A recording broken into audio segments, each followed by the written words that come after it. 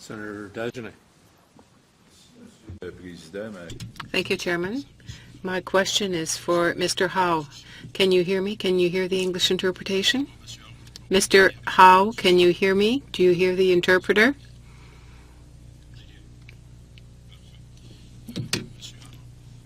Mr. Howe, I understand that for you, the Chief Electoral Officer has a prominent role, a very important role in terms of giving assistance to people who seek to vote.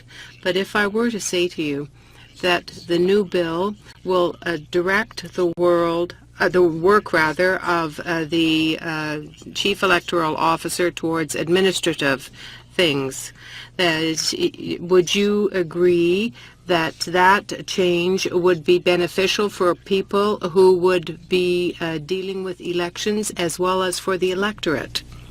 Do you understand? Did you understand my question, Mr. Howe? I believe I understood it. My answer would be that I believe currently Elections Canada does focus a great deal of its efforts on the administration of elections and dealing with a lot of the administrative issues. And therefore, I don't agree with the bill's proposal to strictly limit Elections Canada to that role with respect to communicating with the public. Elections Canada will continue to focus primarily on that role, but there's another part of its mandate and job which is very important, which is to educate in a broader sense. And therefore, no, I don't agree that Elections Canada should be strictly limited to focusing on the administrative dimension of elections. But we are not limiting the mandate. What we are doing is taking away the power for the investigatory power, if you like, placing it elsewhere, and therefore providing a greater administrative service to the electorate through this role for the Chief Electoral Officer. He would be able to concentrate further in providing service to the client on an administrative basis. Wouldn't that be better? I didn't realize you were referring to the investigative powers that were going to be moved out of Elections Canada's jurisdiction.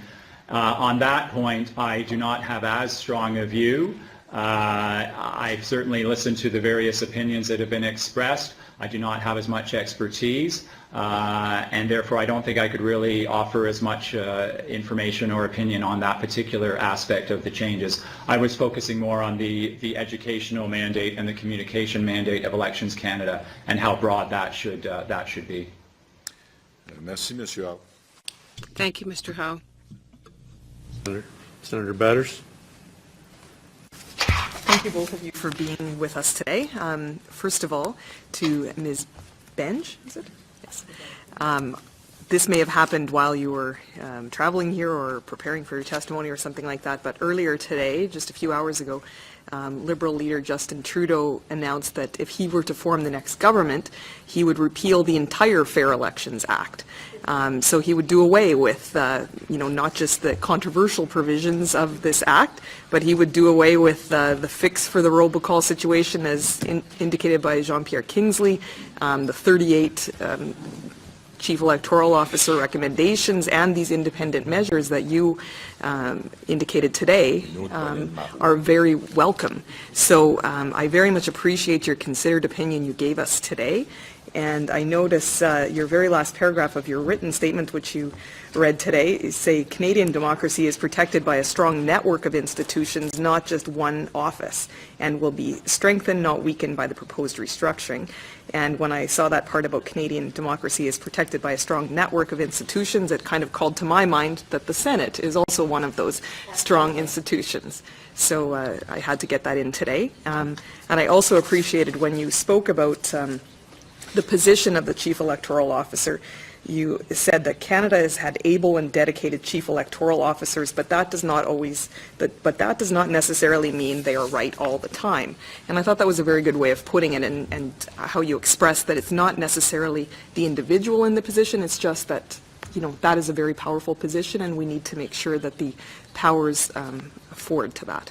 So also for Mr. Howe, when you were responding to questions about political financing from my colleague Senator Baker, I thought it was interesting, that particular study you were referencing, and I would have been interested to see what the study results would have been if you would have had study results dealing with the donation limits before our government decreased the donation limit down from $5,000 to, I think it was initially $1,000, and then it's slightly increased.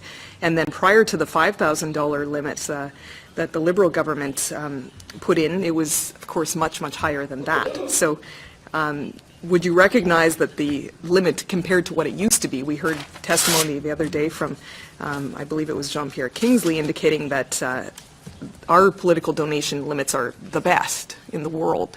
And the study that you referenced, I'm sure, would have shown a much greater concentration had we been dealing with much higher limits we used to have in Canada.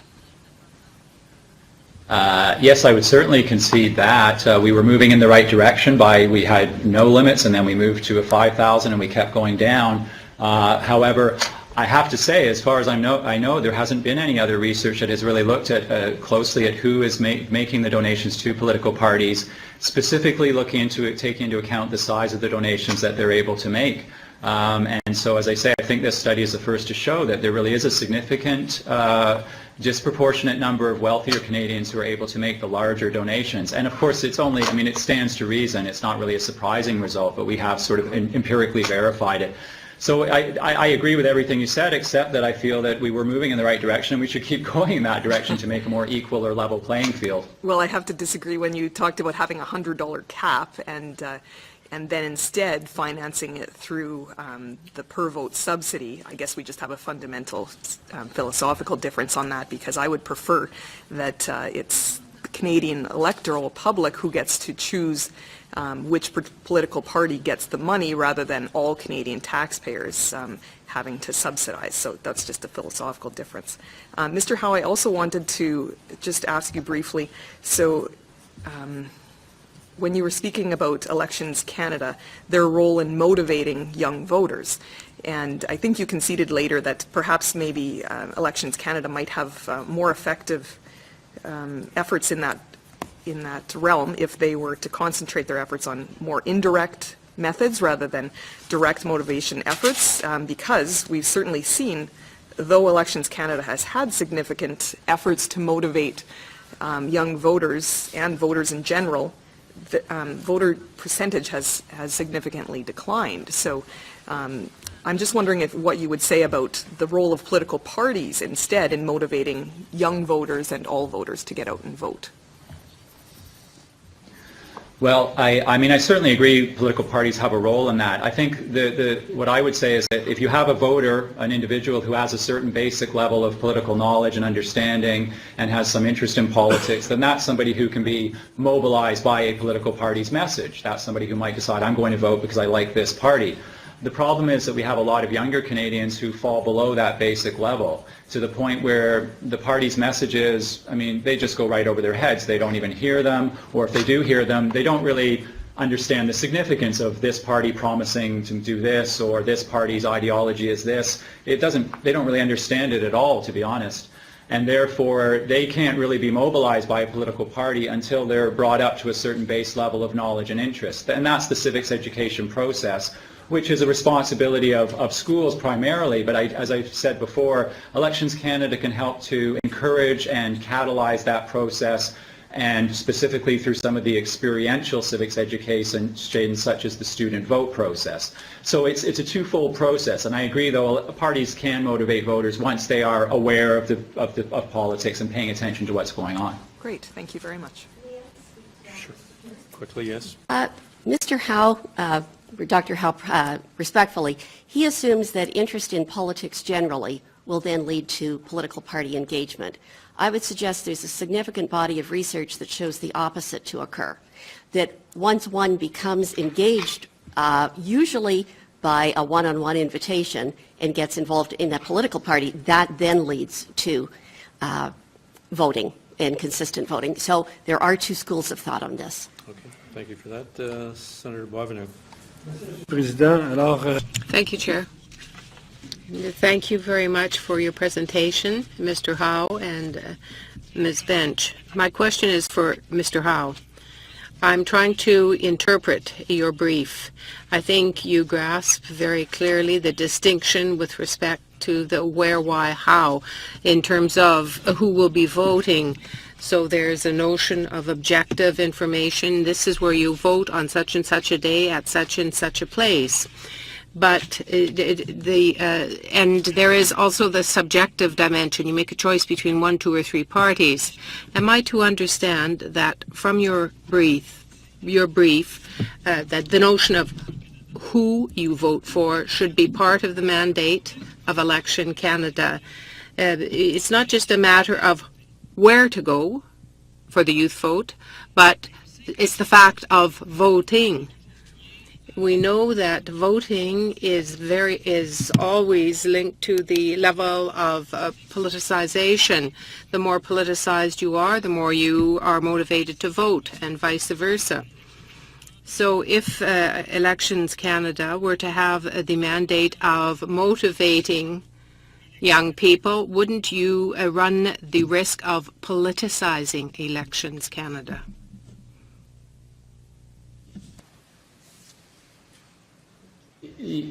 Well, phrased the way you've put it, it certainly could sound like it could be a potential problem.